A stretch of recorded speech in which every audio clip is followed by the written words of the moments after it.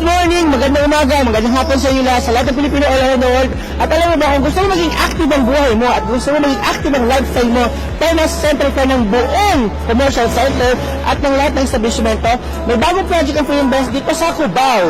Ito ay ang Activa Cubao. So, ngayon ayaw natin maswerte tayong makakapanayam ang ating mga business development officers, project specialists para bigyan tayo ng inputs. Ano ba talaga ang Activa project ng Free Invest? Pasok na! So, ito, nasa showroom tayo ng Activa. Itong malaking showroom, para makita natin kung ano bang model ng mga Soho o mga sensor units ng Activa. Ang maganda, success na Activa is yung location. So, ito yung location. Yan. At excited na akong makapanayam natin ang ating mga guests ngayon para bigyan tayo ng magandang infos about the latest and newest project ng Free Invest ng Activa. Ayan, good morning mga kabayan. At ngayong araw ito, makakausap po natin live na live ang Project Development Officer ng Activa, si Sir Gilbert. Hi, actually sir, Activa is a 1.3 hectare mixed-use development. Pero ang handle lang po namin kasi is the residential and the Soho Tower. So, to give you a better overview of the project, I think it should be Pao. Good morning, Miss Pao. Dito po kayo. Ayan. At talaga kita natin ang Activa, how na-explain yung Miss Pao. Miss Pao, ano ba talaga ang Activa?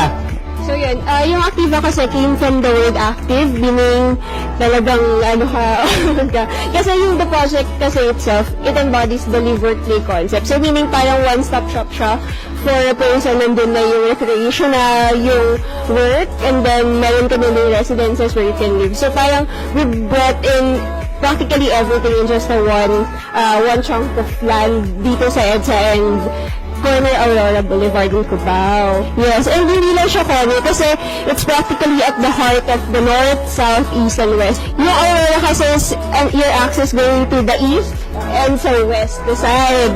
So this is EDSA and then this is Aurora. If you're coming from dito side, papunta ka ng north. So dun yung Quezon City, mga Trinoma, SM North, and then dito si Makati, yung going south, Makati, Alabang. And then dito naman sa west na side, you're going to Manila na.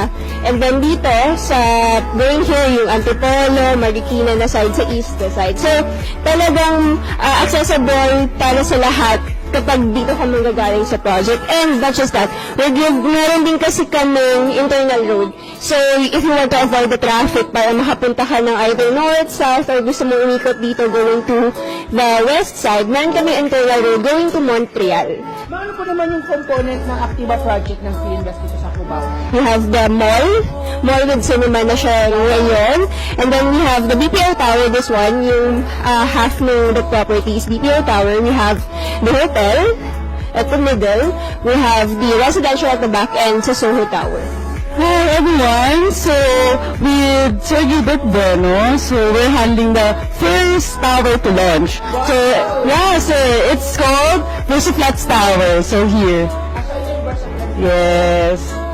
So, to give you an overview of our products, we have Sir Gilbert Bueno. So sir, if you'll see, ito yung Soho Tower, but disclaimer lang, di po updated itong layout niya. So, actually, mas malaki na yung tower natin for the Soho. Then, Soho Tower is actually a mix of traditional office and Soho or your small office, home office. So, from 6th floor up to the 14th floor, you have the compound office. So, yun yung parang whole floor na pwedeng bilhin ni tenant or ni buyer. Ayun sa for sale sa atin. Pwede yung bilhin. For sale talaga siya, sir. Apo. So, ang pinagkaiba po natin sa BPO office is sila yung for lease, tayo yung for sale na offices. Yes. Yes, sir. Yes, sir. Then after that, from 15th floor up to the 21st floor, we have the regular office. So, may parang traditional office din siya, but smaller cuts naman. For sale. Lahat naman dyan, sir, for sale talaga. Yes, sir. Then finally, we have yung sa pinataas natin is the Soho, yung small office, home office natin. So, ang magkagandahan ng product type na is pwedeng sa umaga, pwedeng gawing office or kunwari clinic, dental clinic or parang law office, ganyan. And sa gabi naman, pwedeng tulugan ng client. So, walang restriction in the use of the unit.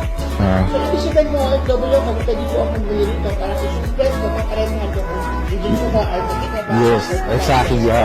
So, yun ang profitability na magiging natin sa ating mga kabayan. So, nag-innovate tayo pa ng investment Yes. ngayon. Before, binibili mo yung residential para parentahan nyo sa mga titira. Ngayon, bibili mo yung office space para at least yung mga mag-o-office o mag-business. Siya ang mag-renta naman sa pwesto mo. Yes, Tama ba? yes sir, tama. Why Cubao? In general, Metro Manila office market is booming naman. So yung lease rates natin ng occupancy is going up. For the institutions, we have actually, didiretso lang tayo ng Aurora, nandun na yung papuntang Katipunan. So we have the UP, Ateneo, Moyam. Then, isang LRT ride away lang, nasa UBET ka na.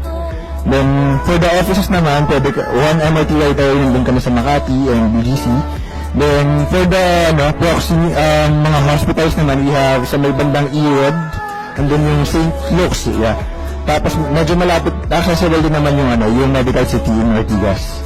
So, sobrang ganda na location natin kasi lahat nandun na, tapos sakay ka lang sa MRT, LRT, dadalhin ka na sa kabuong Kamanilaan. Tama ba? Yes sir, Oh.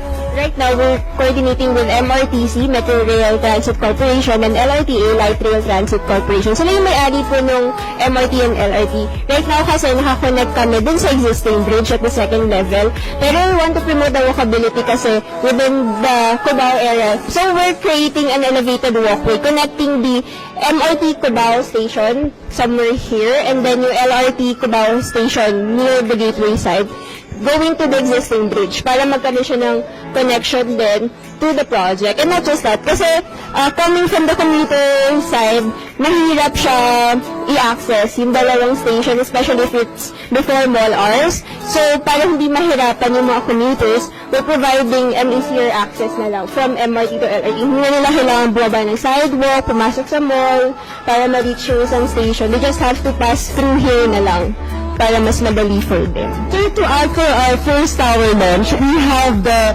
unique amenities for the Soho Tower. So we have 3. First, we have the co-working station, which is trend today talaga.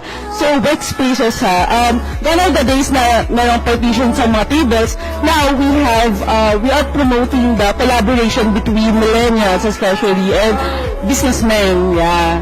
And then we have another, the business lounge, where it satisfy the need for business owners to present to their clients exclusively.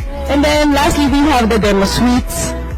So we have unique amenities when it comes to our first tower to launch. And then in summary, for the Soho Tower, we are promoting that flexibility and variety when it comes to products. Like we said earlier, that for Soho Tower, it's our first time to offer offices for sale, sir. So it ranges from large cut offices with an average of 100 square meter.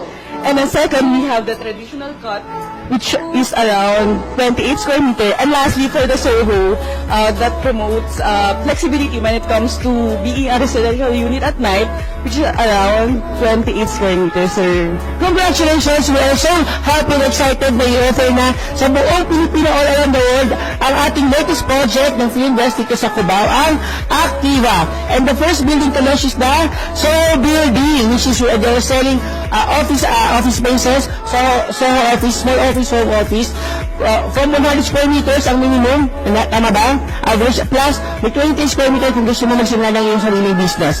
The good thing is, you have the target market, you have the accessibility, and the unique selling proposition of this entire project is, meron kayong mga amenities sa entire building, tama ba? Magagamit mo to start up your business. Maraming salamat, Miss Pao, Miss Jen, and Sir Gilbert. So, sa mga mag-i-invest, congratulations. Sa mga hindi pa mag-i-invest, mag-isip na po kayo. Booming na po ang Philippines. Tama po ba? Sumabay na po kayo sa pag-boom ng Pilipinas kasi pag-boom ng Pilipinas, ibang-iba na talaga. Bye!